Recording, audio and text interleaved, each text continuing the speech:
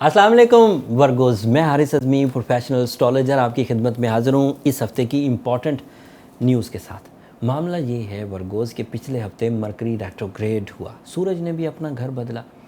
Mercury की retrogression इस हफ़्ते ज़्यादा मैच्योर होकर आपके मामलाते ज़िंदगी में पिंच करेगी। एंड आपके लिए ये इम्पॉर्टेंट इसलिए भी ज़्यादा है कि मरकरी एक 7वें घर में रेट्रोग्रेड हुआ, ऊपर से आपका रूलिंग भी है। 7th हाउस स्टार व्हील का इम्पॉर्टेंट एरिया है। कोई बंदा अपनी ज़ाती सलाहियतों में परेशान हो तो वो अकेला है, कम परफॉर्म करेगा या ज़्यादा परफॉर्म करेगा, लेकिन फ़ायदा अकेले को होगा। बट 7th हाउस में अगर कोई प्लैनेट रेट्रोग्रेड हो तो वो ट्रबल मेकर होता है और इंसानी जबिल्लत से, इंसान की ज़ात से निकल कर दूसरे लोगों तक खराबी आती है। जैसे 7वें घर में मरकरी का रेट्रोग्रेशन हस्बैंड एंड वाइफ कशीदगी और पेचीदगी की वजह बनता, उससे आपसी एतमाद की फ़िज़ा कम होती, ग्राफ नीचे जाता, मोहब्बत का पहलू कम होता। हर बंदा अपने आप को मेल एंड फीमेल एक पेयर में दोनों लोग अपने आप को जीनियस समझते रहते और झगड़ा करते या दूसरे की परफॉर्मेंसेस को नुक्ताचीनी का शिकार कर देते।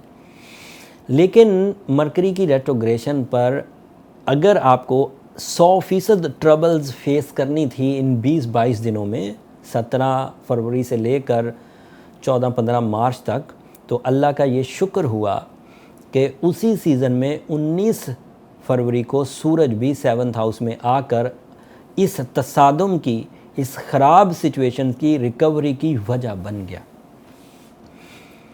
लेकिन फिर भी ये कहा नहीं जा सकता कि मरकरी की रेट्रोग्रेशन है ही नहीं और कुछ भी नहीं होगा और चीज़ें ठीक चलती जाएंगी। वो कुछ तो अपना इम्पैक्ट आपकी लाइफ पर, आपके रिलेशंस पर, आपके पार्टनरशिप्स पर, आपकी लाइफ पार्टनरशिप पर, आपके मूड्स पर, आपकी माइंड एबिलिटीज़ पर, आपकी कंसंट्रेशन पर, आपकी पब्लिक इमेज पर, आपकी कम्युनिकेशन पर, आपकी डॉक्यूमेंटेशन पर, आपके एग्जामिनेशन पर प्रॉब्लम ज़रूर करेगा। उस प्रॉब्लम को पहले अपनी सलाहियतों से रिकवर करने की कोशिश करिए वर्गोस।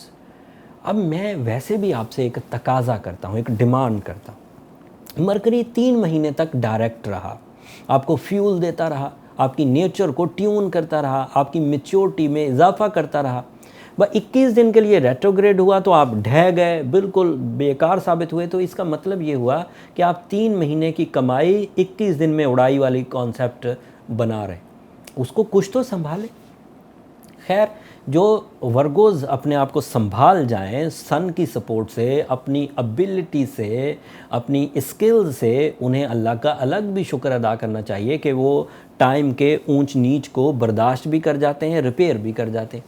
बट ऐसे वर्गोज़ जो मूड स्विंग की वजह बन जाएं, डिप्रेशन की वजह बन जाएं, रिलेशनशिप ट्रबल्स की वजह बन जाएं, नाराज़गियों की वजह बने, बातों में खटास पैदा हो जाए, ज़रा सी बात लोगों के दिलों को चीर के रख दे, उन वर्गोज़ के लिए रेमेडी ये है कि वो Ruby, yellow sapphire, golden topaz या पर्ल, इवन ओपल की तरफ भी जा सकते हैं। ये इतने स्टोन्स मैंने आपको गिनवा दिए, जो भी आपको आराम से अवेलेबल हो, आपकी प्राइस रेंज में हो और आला क्वालिटी का हो, वो बाय करें एंड उसे वेयर करें। वो सिर्फ इस रेट्रोग्रेशन ऑफ मरकरी को ही रिकवर नहीं करेगा, बल्कि अदरवाइज़ भी वो आपके लिए एज अ कैटलिस्ट परफॉर्म करेगा। कैटलिस्ट मींस जो भी प्रोसीजर्स आपकी ज़िंदगी में हो रहे हैं उन्हें फास्ट एंड अफेक्टिव कर देगा। कैटलिस्ट की डेफिनेशन ये होती है कि कोई ऐसी चीज़ जो खुद काम में हिस्सा ना ले,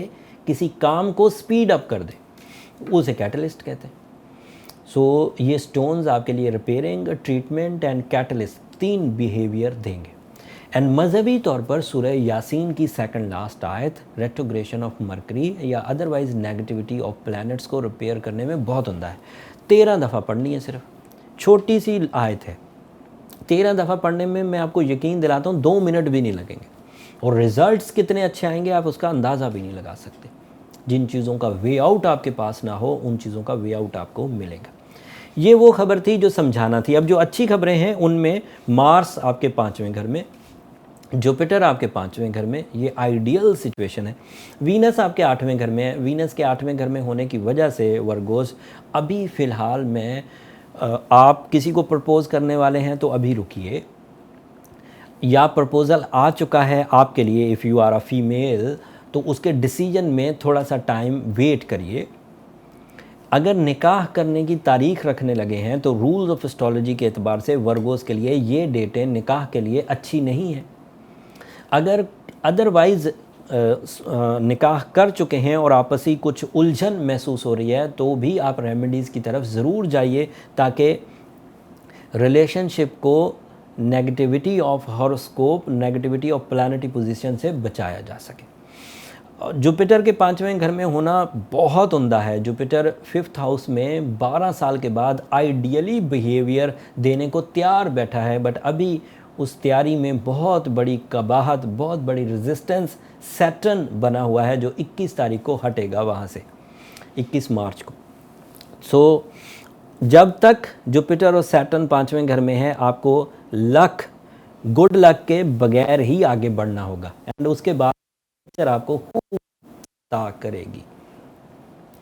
ये इस हफ्ते की इन्फॉर्मेशन थी वर्गोज़। उम्मीद करता हूँ कि आपको अगले 7 दिनों के फ़ैसले लेने में ये वाली नॉलेज कुछ काम आएगी। और मेरी दरख्वास्त वर्गोज़ हमेशा की तरह आपसे यही रहेगी कि अगर ये मेरी कोशिशें, ये मेरी दी हुई नॉलेज आपको अपने वक्त को समझने में मददगार साबित हो रही हो, आपको अपनी लाइफ की प्लानिंग में कुछ सपोर्ट मिल रही हो, अपने रिश्तों को, अपनी सलाहियतों को समझने के लिए मदद मिल रही हो, तो हमें अपनी दुआओं में ज़रूर याद रखिएगा। आपकी दुआएं मेरी इस दुनिया और आखिरत का सबसे कीमती सरमाया है। इसके अलावा मेरे पास और कोई कीमती चीज़ नहीं है। अगले हफ्ते सोलर सिस्टम में फर्स्ट वीक ऑफ मार्च में मज़ीद तब्दीलियाँ हैं।